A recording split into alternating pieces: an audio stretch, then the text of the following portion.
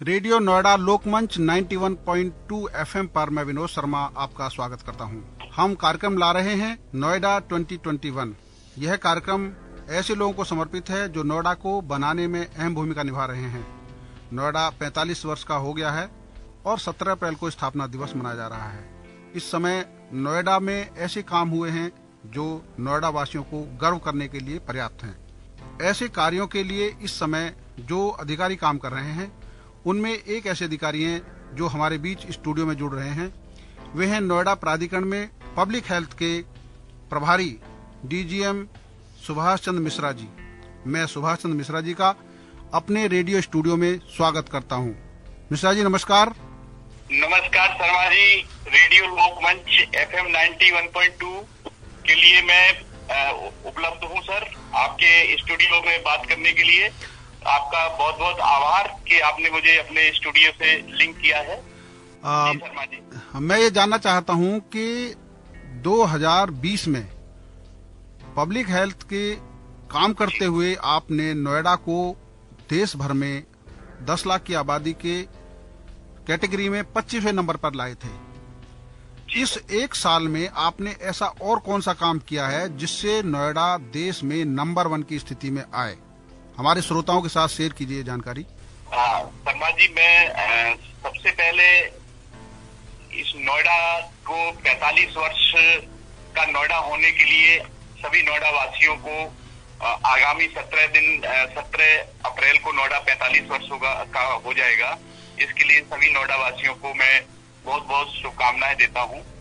नोएडा में गत वर्ष स्वच्छता में जो 25वीं रैंक आई थी, वो भी सभी नोएडा वासियों के पार्टिसिपेशन से, नोएडा वासियों के सहयोग से ही आई थी। नोएडा प्राधिकरण द्वारा नोएडा में लगातार स्वच्छता के लिए जो कार्य किए जा रहे हैं। मैं शर्मा जी सबसे पहले 2 मिनट मैं आपको एक स्वच्छता की शपथ जो हम सभी को हर कार्यक्रम के शुरू होने पे दिलाते हैं, मैं उसको पढ़ूंगा और उसका बड़ा गहरा मतलब है शर्मा जी। जी बताइए। उस स्वच्छता की शपथ का एक एक शब्द बहुत हमारी दैनिक जीवन में मायने रखता है। जी।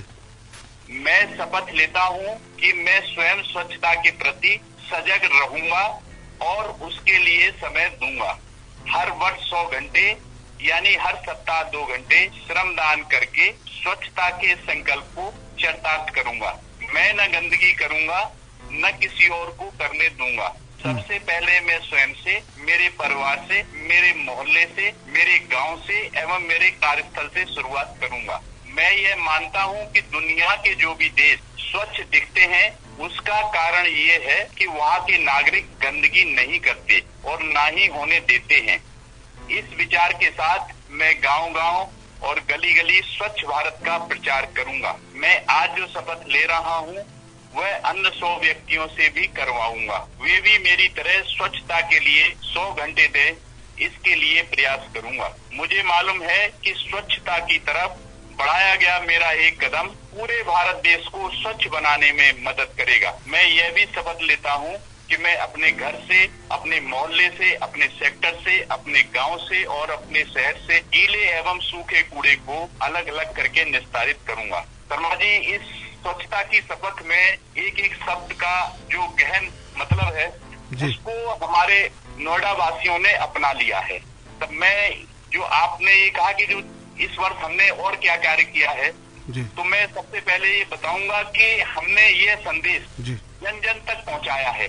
हमारी टीम ने, हमारी मुख्य कार्यपालक अधिकारी महोदया ने अपनी टीम के साथ बहुत सारे कार्यक्रम आयोजित किए गांव में, सेक्टर में।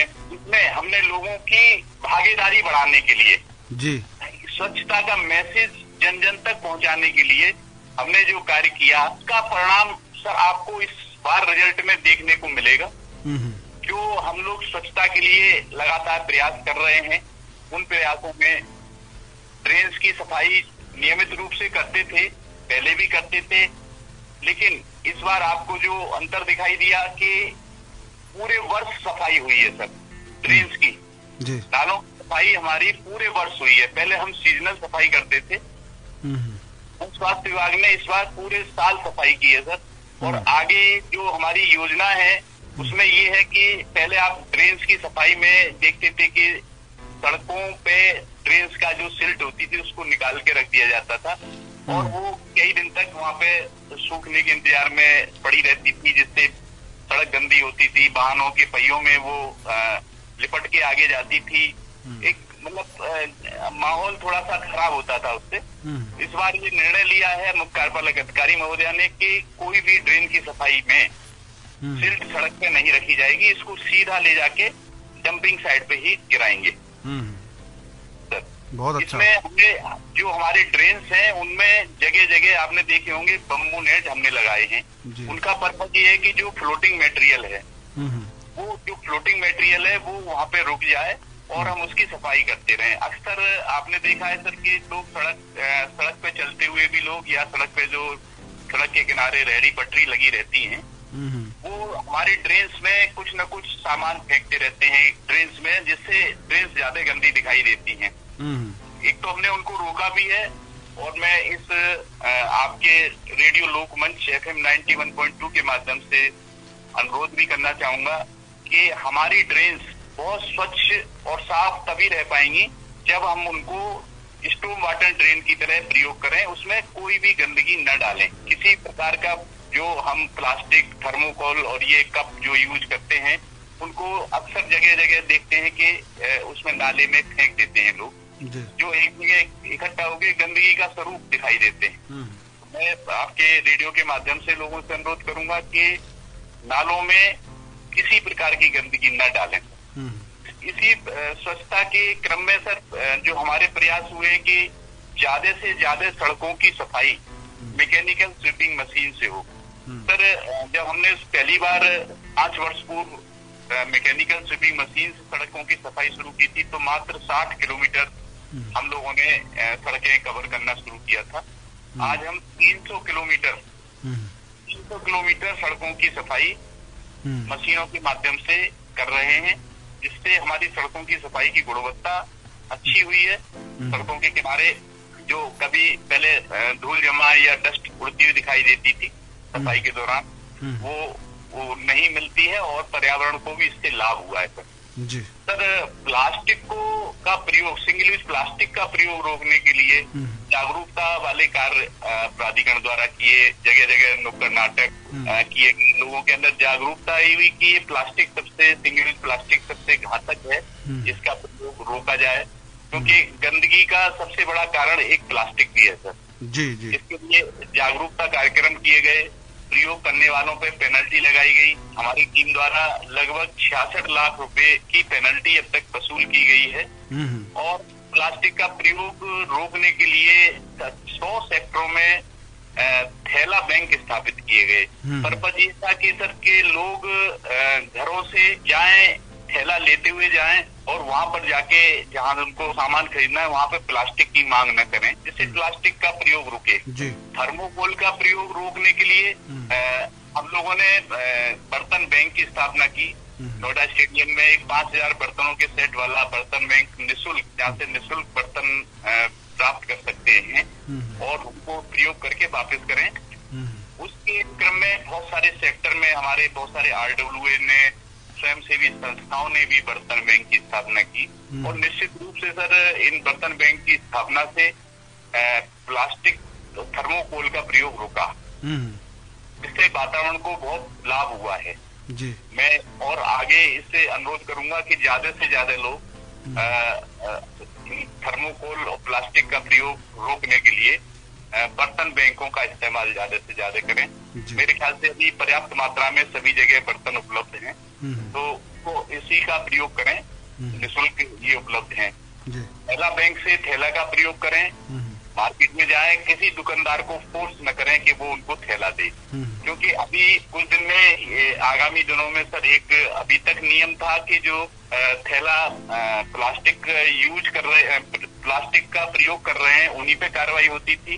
अभी आने वाले समय में एक जीवो आने वाला है जिसमें जो प्लास्टिक की मांग कर रहे हैं या प्लास्टिक का प्रयोग स्वयं के लिए कर रहे हैं उन पे भी ये नियम लागू होगा, उनके विरुद्ध भी कार्रवाई होगी। ज्यादा से ज्यादा लोग कपड़े के थैले को बढ़ावा दें जो प्लास्टिक के प्रयोग को रोक सके। सर नोएडा में आपने देखे हैं कि पिछली वर्ष तक शौचालयों की संख्या अच्छी थी, लेकिन वर्ष हम लोगों ने लगभग 70 नए कम्युनिटी शौचालय बनाए द्वारा इनका संचालन किया जा रहा है। 120 यूरिनल ब्लॉक्स बनाए हैं। कोशिश ये है कि सर हर 500 मीटर पे शौचालय या यूरिनल ब्लॉक उपलब्ध हो। लोगों को खुले में शौच से रोकने के लिए ये सराहनीय कदम प्राधिकरण द्वारा उठाया गया है सर। और एक नोएडा के जो स्वच्छ सर्वेक्षण टीम आई थी सर्वेक्षण के लिए, उन्होंने सर अपने कमेंट में नोएडा के जो टॉयलेट्स हैं उनकी बहुत प्रशंसा की है कि ऐसे टॉयलेट जहां तक उन्होंने सर्वे में गए कहीं नहीं मिले। तो ये एक नोएडा के लिए गर्व की बात है कि इस तरह के स्वच्छ और सुंदर शौचालय पब्लिक के लिए उपलब्ध कराए जा रहे हैं। अभी इसी क्रम में सर 50 शौचालय बनाने की योजना है। में जो क्षेत्र अभी हमारे छूटे हुए हैं और जिनमें आवश्यकता महसूस हुई है, डिमांड आई है लोगों की, लगभग 50 शौचालय का निर्माण जन स्वास्थ्य विभाग द्वारा और कराया जाएगा। एक जानकारी ये भी चाहते हैं कि जो आपने घर घर से कूड़ा उठाया जी, उसमें कितनी इस समय सफलता मिली है, और मतलब शुरुआती दौर में कितना निकलता था और इस समय कितना कचरा निकलता है जो आपके डंपिंग ग्राउंड पे जाता है, और उसका जो आगे निस्तारण आप कर रहे हैं वो प्रक्रिया भी लोगों को थोड़ा समझा दें। सर हमारे स्वच्छ सर्वेक्षण का सबसे मुख्य उद्देश्य सर यही है कि जो घरों से हमारा कूड़ा निकल रहा है वो उसका निस्तारण संभव हो सके तो घरों पे ही किया जाए। बहुत से घरों में होम कंपोस्टिंग की जाती है सर। हमारे नोएडा में भी बहुत सारे ऐसे घर हैं जहाँ पे अभी होम कंपोस्टिंग हो रही है। अच्छा। यदि किसी वजह से होम कंपोस्टिंग घर पे नहीं हो पा रही है, बहुत सारी चीजें होती हैं, तो फिर एक जो सेक्टर है या सोसाइटी है वहाँ पर कंपोस्टिंग की व्यवस्था हो जाए, या तो गीले कूड़े के निस्तारण की और विधियां हैं जैसे बायोमिथनाइजेशन, OWC मशीन से कंपोस्टिंग होती है। एक कोई ना कोई ऐसी प्रक्रिया हो जिससे कूड़ा हमारा सेक्टर से बाहर न जाए। अगर फिर वहां पर भी अगर किसी वजह से नहीं हो रही है तो जो कूड़ा हमारा डंपिंग यार्ड पे गत वर्ष लगभग 600 टन कूड़ा था जा रहा था, जिसमें सूखा गीला दोनों तरह का है, वो इस वर्ष बढ़ के लगभग 700 टन हुआ है सर। और अगर सभी लोग अपने अपने कूड़े का सोर्स पे ही निस्तारण नहीं करेंगे तो ये प्रक्रिया बढ़ जाएगी। लेकिन अथॉरिटी द्वारा इसको रोकने के लिए और सेक्टर में ही और सोर्स पे ही कूड़े का निस्तारण करने के लिए अभी तक लगभग 30 सेक्टरों में बायोमिथनाइजेशन प्लांट लगाए गए हैं, जिससे गीले कूड़े का निस्तारण वहीं पे होता है और जो सूखा कूड़ा है उसको रिसाइकिल एजेंसी अपने रिसाइकिल करने के लिए वहां से ले जाती हैं।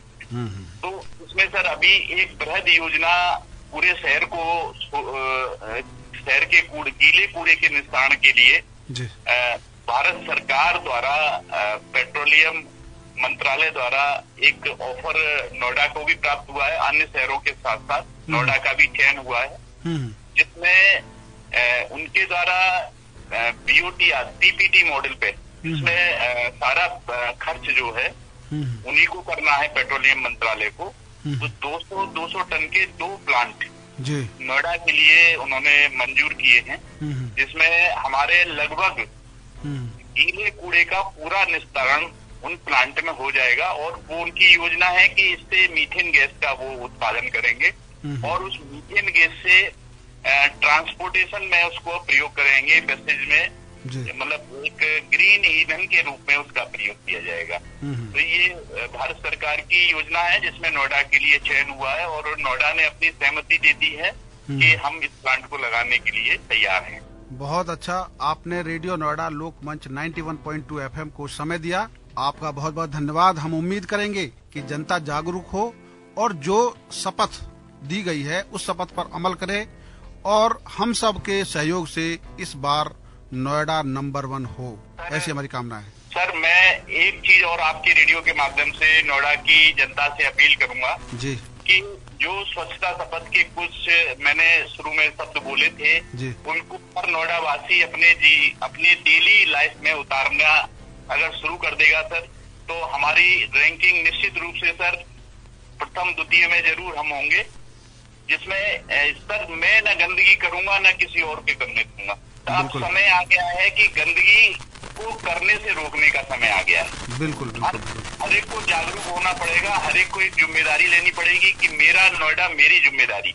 बिल्कुल इस जिम्मेदारी को जिस दिन शहर महसूस कर लेगा और उसको लागू करना शुरू कर देगा सर, शहर की रैंकिंग स्वतः ही बढ़ेगी सर। हम सब लोग मिलकर काम करेंगे। जनता का, नोएडा वासियों का पार्टिसिपेशन बहुत जरूरी है सर। आपका बहुत धन्यवाद।